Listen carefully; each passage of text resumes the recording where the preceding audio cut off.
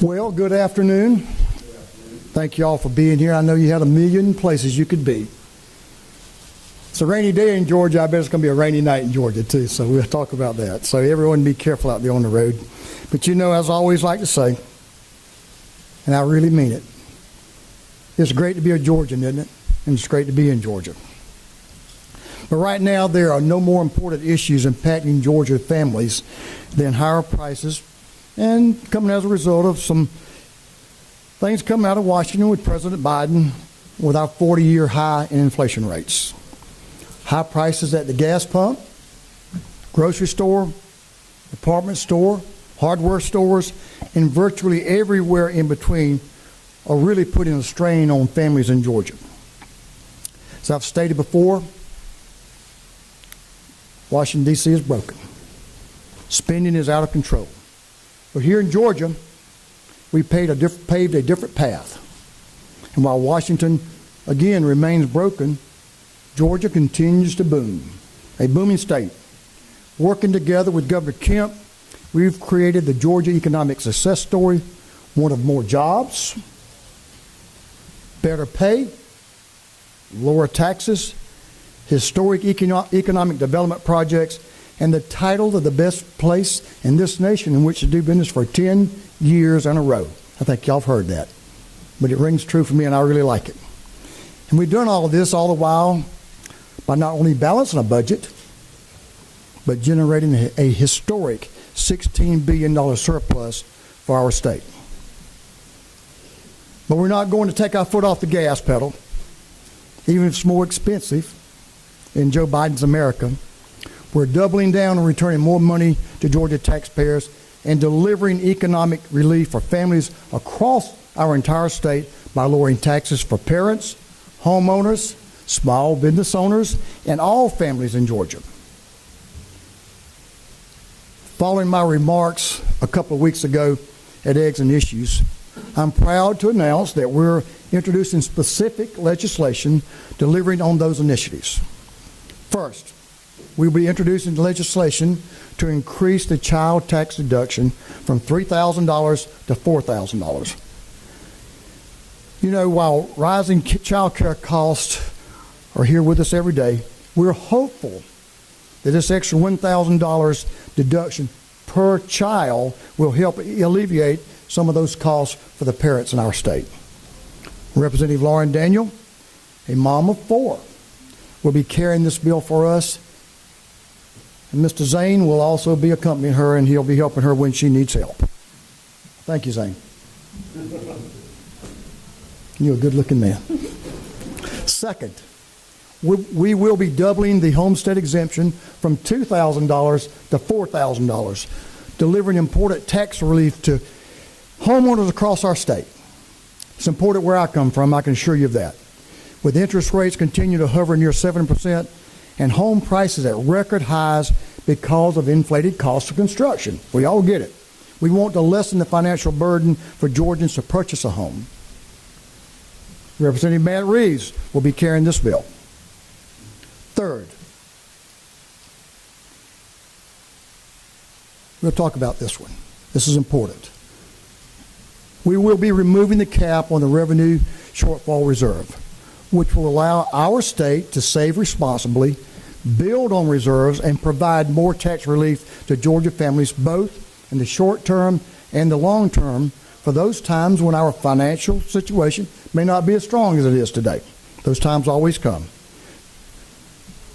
Chairman Shaw Blackman will be carrying this bill at the request of Governor Kemp, and we appreciate the governor's leadership in helping create a robust economy in Georgia that makes many of these things possible. Thank you, Governor Kemp. And finally, we will continue building on the House-led historic tax cut by accelerating the income tax cut from 5.75% to 5.39%, which will return, pretty important number, another $1 billion to Georgia taxpayers, all of us in this room. This will be on top of the $5 billion we've already given back to taxpayers over the last couple of years alone. The governor's floor leader, Lauren McDonald, will be carrying this bill for us. Mr. Floor Leader. Taken together as a whole, these bills will provide significant tax relief for taxpayers across our state, put more money back into their pockets, and continue to boost our economy, which is pretty important.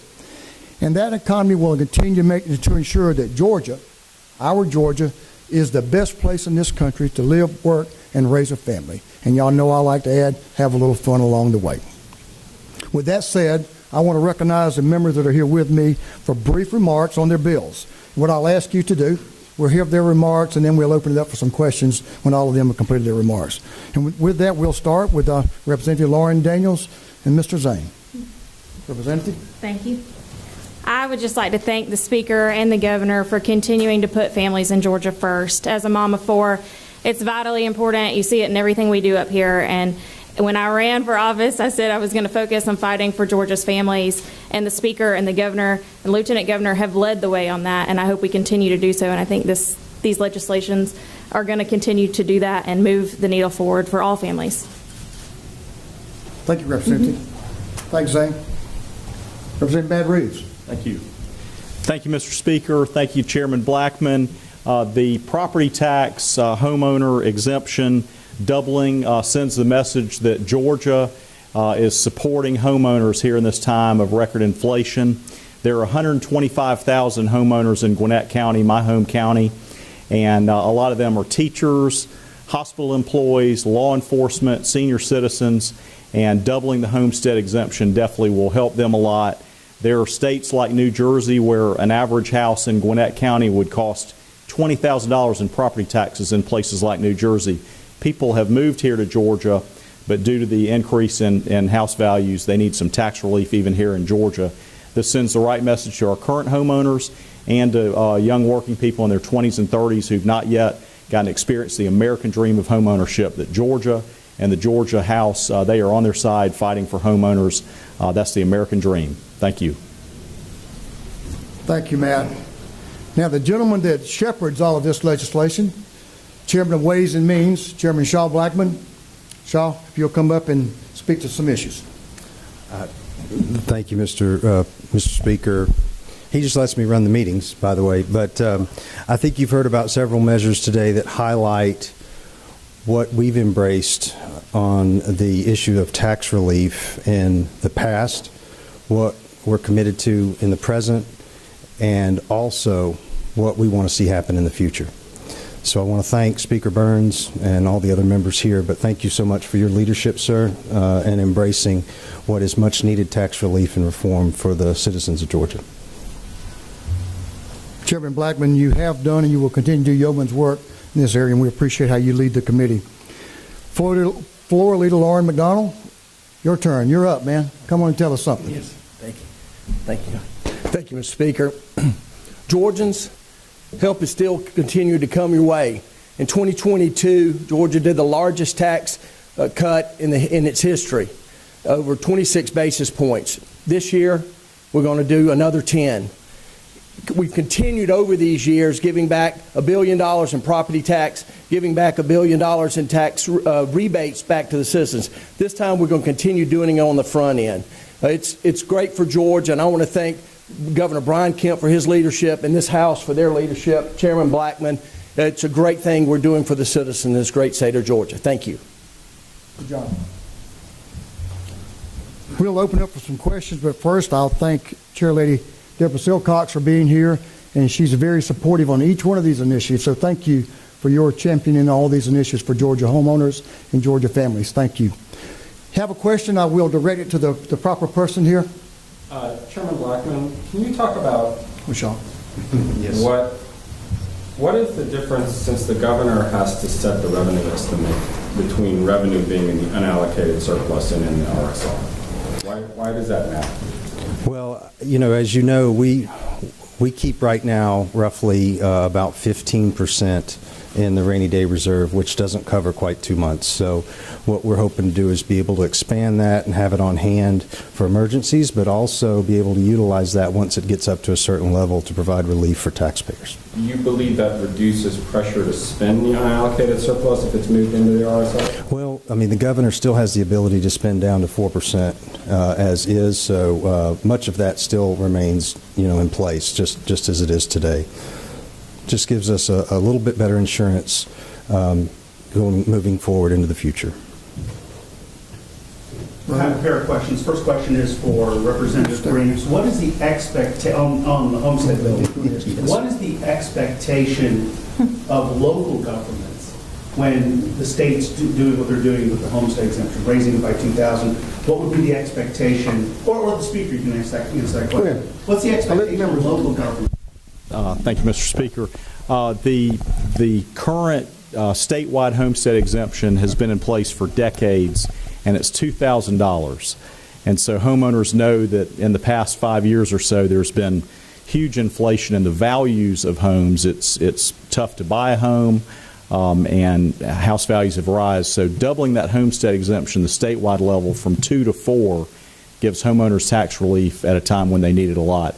In terms of the locals, this is a portion of the tax bill under state law. You get your estimate in the spring when your value goes out, and then you'll get the bill in the fall when the bill comes out later. And so this lets homeowners know that they are going to, if their county has not yet increased above the state minimum, they're going to get an increase from 2 to 4. A lot of counties have already increased that, but this just sets the bar higher in favor of homeowners statewide. Would there be any expectation local governments may try to fudge, I mean not fudge numbers, but move valuations, for example? Well, they'd be accountable to the homeowners and the taxpayers if they did that, and we hope that's not the case. And I don't think there are any examples when they've been doing it previously, but this corrects the number after decades of being the same. And I think the Speaker and Chairman Blackman have exercised great leadership on that. It's a great move in favor of home ownership. And then for the Speaker or Chairman Blackman, is there a target number you guys want in the rainy day fund? 6 months of expenses, 9 months of expenses. I mean, the budget is roughly $35 billion. Is there a target number you're all looking for? Yes. I don't think we've set a target, but once again, as you see where the budget sits and where it is headed, I think obviously a certain amount is warranted, just to make sure that we have that type of funding there in emergencies and for insurance. So, hope that. Yes, Ro, we have not set an exact amount. It's an ongoing discussion with everyone involved, where that may be. But we know that we'd like for all these great times to continue every year from here on out, but we know they won't. The second thing I'll just mention that is from a standpoint of the local digest, this is appropriate because of the cost of construction and the other costs associated with building a home and repairs to homes, anything else. We see have seen an existential rise in property value. So this is just a result to try to give a little relief there that we've done in other ways in the past. This is make it more permanent, and I think it'll be a huge benefit for Georgia homeowners. I want to ask Representative Daniels your thoughts on the increasing the child tax credit. Thank you, and thank you, Mr. Speaker. My thoughts are, I think it's a positive thing for the families of the state. I mean, we are hit with rising costs at the grocery store. We're hit with rising costs in child care. We're hit with rising costs to, afford our mortgages. And so this is something that helps and hopefully will continue to help every family in the state, regardless of where they're from. Thank you. Anybody else? Richard, I'll just say I've learned something every day. Child care costs are pretty high. And when you look at a family like Lauren, she's a perfect example, how she's able to come down here and serve the people of her district and serve this state. It's an expensive proposition. And so this is just a little bit we can do to help out folks, to help them be involved and be good neighbors and do the things they need to do, but also take care of their own family. So the time is just right, and we believe we're in a good spot here, and we look forward to working diligently to get this done. Dave? So just a question on the math. So the current cap on the RSO, you said 15%, so it's 15% of like this year, the fiscal 24 budget. Is that the number? It's always 15%. I mean, that's a set rate. You're talking about basically lifting. You have all this other money in there, 15% before, right? Well, I mean, I think you see the federal government going in the other direction, so we want to be responsible about saving dollars and prepare for anything that might come in the future. One more. One, when will these tax measures go into effect? And two, have you calculated the total loss in tax revenues to the state? Yes. Yes, which measure are you referring to? Are you a tenth of a percent is roughly in that $300 million range. You have $150 million for the 3,000 to 4,000 on the dependent exemption, and then the estimate is roughly in the neighborhood of $100 million for the homestead taxpayer relief, homestead homeowner relief. Thanks, everybody. Thank y'all. Y'all have a good evening. Appreciate y'all being here.